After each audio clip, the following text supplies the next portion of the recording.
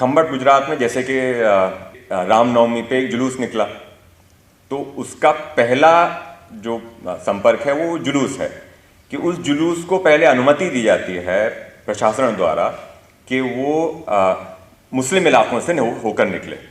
क्योंकि कानून के तहत आपको अनुमति मांगनी होती है पुलिस से, प्रशासन से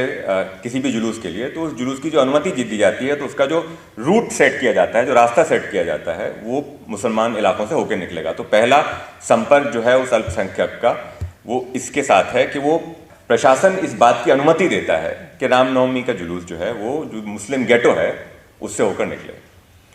उसके बाद फिर उसमें 2 FIR की जाती हैं। जो हुआ, मतलब मैं क्योंकि वकील हूं तो इसलिए मैं कागज से बता रहा हूं कि 2 FIR की जाती हैं जो वारदात जो वहां पे पेश आई उसको लेकर। एक FIR हिंदू पक्ष करता है, एक FIR मुस्लिम पक्ष करता है।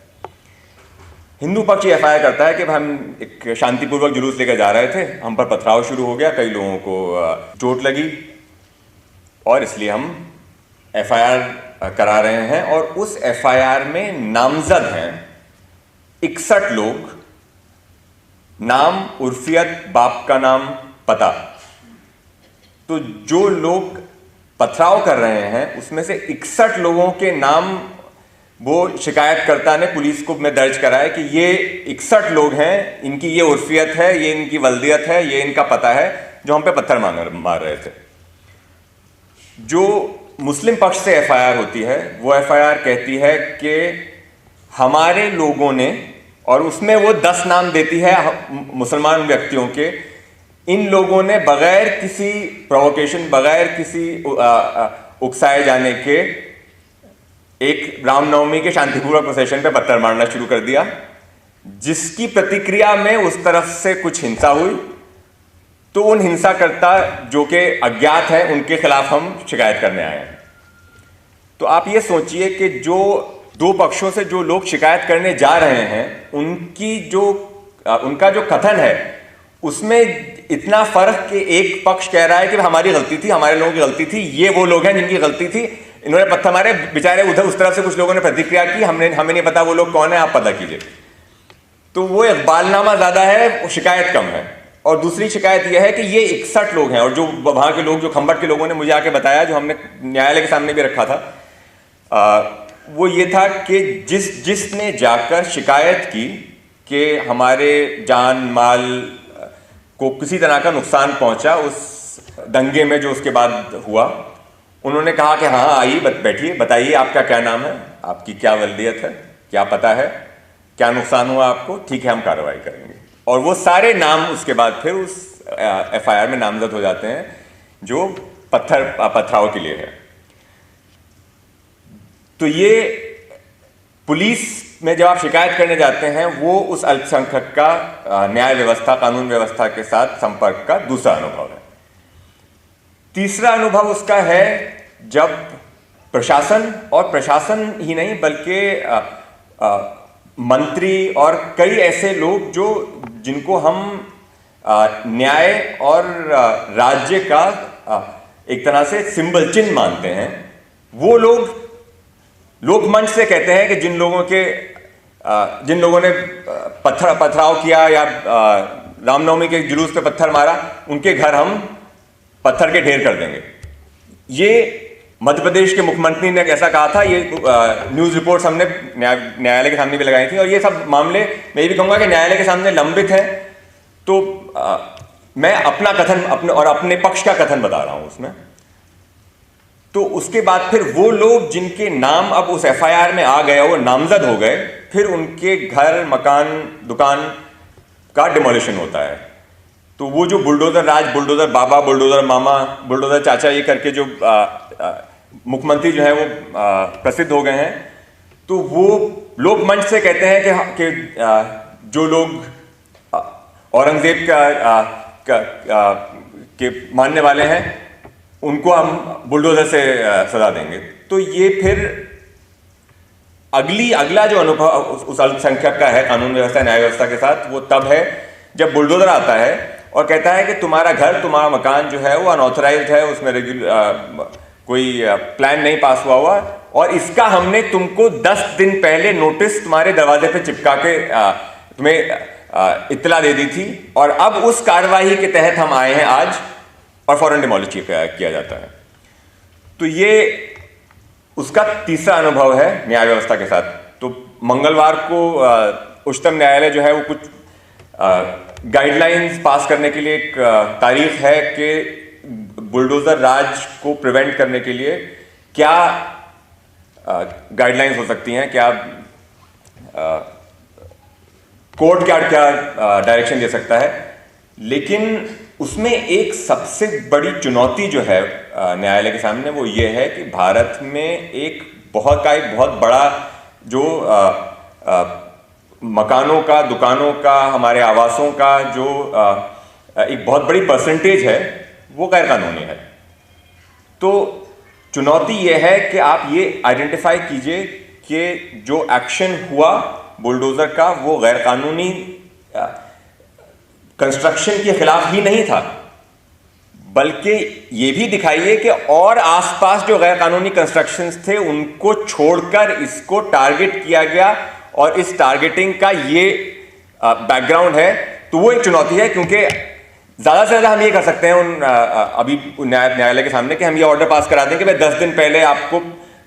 प्रकाशन से, अखबार में इश्तिहार से आपको इत्तला दी जाएगी कि डिमोलिशन होना है। लेकिन उसके अलावा अनऑथराइज्ड और ऑथराइज्ड जो कंस्ट्रक्शंस और जो उसकी परसेंटेज है वो एक प्रॉब्लम है कि discriminate again marginalisation and discrimination, के आपको जो सिंगल आउट किया जाता है फॉर दिस एक्शन वो कैसे प्रिवेंट किया जाए। तो वो देखिए कि क्या गाइडलाइंस आती हैं। तो ये उसका अब चौथा अनुभव है न्याय प्रक्रिया के साथ कि उत्तर प्रदेश में, हरियाणा में, गुजरात में, जहां तक मेरा इल्म है और भी राज्यों में हो सकता हो, अब एक अधिनियम पारित किए गए हैं जो लोक और निजी संपत्ति हानि वसूली अधिनियम के नाम से, public property and private property, damage to public and private property, recovery of damages acts करके जो कानून आए हैं। तो उनके अंतर्गत एक कमेटी बनाई जाएगी और वो लोग जो उन एफआईआर में नामजद हैं और जो अभियुक्त हैं, जो मुल्जिम हैं किसी भी तरह की सामाजिक हिंसा के, जिसमें किसी भी लोक संपत्ति या निजी संपत्ति को हानि पहुंचती है, उस हानि का खामियाजा जो है, जो उसका कॉम्पनसेशन है, जो उसके जो डैमेजेस हैं वो उनसे वसूल किया जा सकता है। तो अब वो व्यक्ति जो गया था शिकायतकर्ता के तौर पे, वो उसकी एफआईआर होती है ये कहते हुए कि वो अभियुक्त है, उसकी एफआईआर में इकबालिया बयान लिखा जाता है, उसका नाम दूसरे पक्षी एफआईआर में आ जाता है, उसका घर डिमोलिश किया जाता है और उसके घर डिमोलिश करने का जो कॉम्पनसेशन है और जो जितना भी वहां पर जो क्षति हुई, हानि हुई, वो उससे वसूल किया जाता है। तो उसी तरह हम मॉब लिंचिंग में भी देखते हैं कि जो लिंच हुआ, जो विक्टिम है, उसकी एफआईआर के बजाय, और ये भी एक मामला है जो उच्चतम न्यायालय में लंबित है, कि उसकी एफआईआर के बजाय एफआईआर की जाती है गौ संरक्षण अधिनियम के तहत कि ये स्मगलिंग कर रहे थे या cow slaughter, illegal cow slaughter कर रहे थे। तो जो अनुभव उस अल्पसंख्यक का कानून व्यवस्था से है वो ये है कि जब भी वो कानून व्यवस्था के संपर्क में आता है तो जिस चीज के लिए वो जाता है वो होने के बजाय किसी न किसी तरह उसको हानि ही होती है। और ये सबसे बड़ा नुकसान है जो हो सकता है कम्युनल हार्मनी के लिए, कि किसी भी संप्रदाय, किसी भी गुट का न्याय व्यवस्था पे से विश्वास उठ जाए, क्योंकि उससे फिर आप अपने आप को न्याय व्यवस्था के बाहर मानने लगते हैं, क्योंकि आपको न्याय व्यवस्था से न्याय नहीं मिलेगा तो आपको फिर न्याय के दूसरे रास्ते तलाश करने पड़ते हैं। वो सबसे ज्यादा इस वक्त जो चिंता का विषय है वो ये है, चाहे वो मॉब लिंचिंग हो, चाहे वो बुलडोजर राज हो, बट इन सब में के राज्य प्रशासन और वो लोग जो शासक की स्थिति में हैं, वो जब राजधर्म का पालन ना करें तो उससे अल्पसंख्यक व्यक्तियों का न्याय व्यवस्था से विश्वास उठ जाने का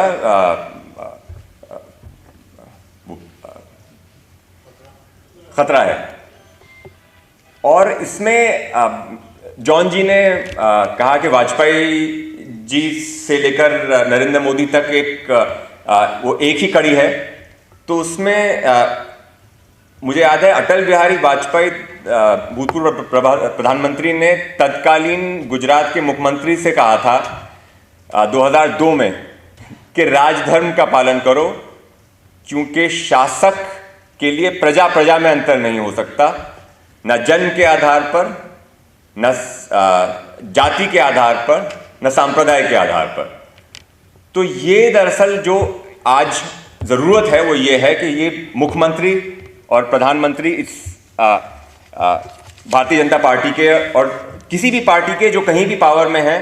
वो ये ख्याल रखें कि आप किसी भी पॉलिटिक्स से, किसी भी राजनीति से, सांप्रदायिक या आप पावर में, सत्ता में आ जाते हैं, लेकिन सत्ता में आने के बाद एक शासक के तौर पे आपकी जो जिम्मेदारी है, आपका जो दायित्व है, उसको ना भूलें, अपने राजधर्म को ना भूलें।